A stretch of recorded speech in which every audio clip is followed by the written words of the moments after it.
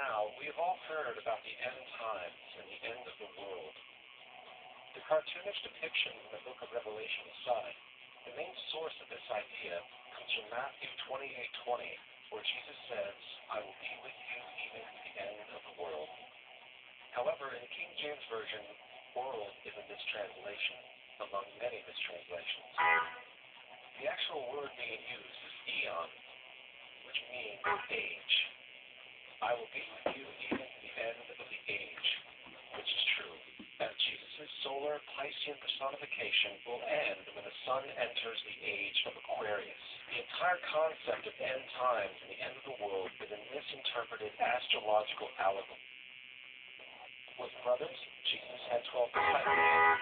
Joseph was sold for 20 pieces of silver. Jesus was sold for 30 pieces of silver. Brother Judah suggests the sale of Joseph.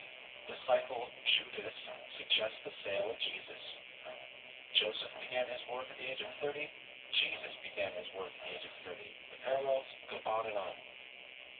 Furthermore, is there any non-biblical historical evidence of any person living with the name Jesus, the son of Mary, who traveled about with 12 followers, healing people and the like? There are numerous historians who lived in and around the Mediterranean, either during or soon after the assumed life of Jesus. How many of these historians document this figure? Not one. However, to be fair, that doesn't mean defenders of the historical Jesus haven't claimed the contrary. For historians, we could say there wasn't much left. Any large pieces of debris at all? No, there was nothing. Nope. So what is... Right now.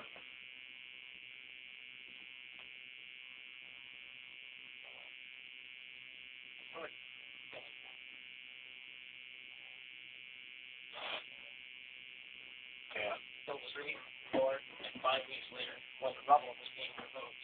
He said that molten steel was also found underneath World Trade Center 7. So I'm looking through the official reports. What did it say about the molten metal? Did they say nothing? Wait a minute. This is important evidence where that comes from.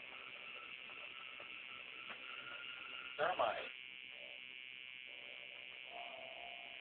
Don't you think that the family deserves to have the transcript or to be able to see what You asked me that question yesterday. I got the same answer, yeah. The final report was a unanimous report.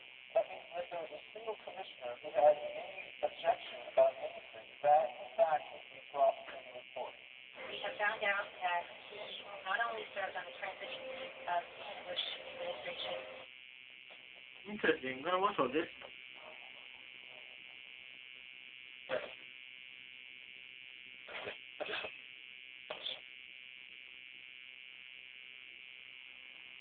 Yeah, it's called Play. Well, Since 1999. the income tax is nothing less than the enslavement of the entire country. Now, the control of the economy and the perpetual robbery of wealth is only one side of the Rubik's Cube the bankers hold in their hands. The next tool for profit and control is war. Since the inception of the Federal Reserve in 1913, a number of large and small wars have commenced. The three most pronounced were World War I, World War II, and Vietnam. World War I. In 1914, European wars broke out centered around England and Germany. The American public wanted nothing to do with the war. In turn, President Woodrow Wilson publicly declared neutrality. However, under the surface, the U.S. administration was looking for any excuse it could find to enter it. In a noted observation by Secretary of State William Jennings, the large banking interests were deeply interested in the World War because of the wide opportunities for large profits. It's important to understand that the most lucrative thing that can happen for the international bankers is war, for it forces the country to borrow even more money from the Federal Reserve Bank at interest.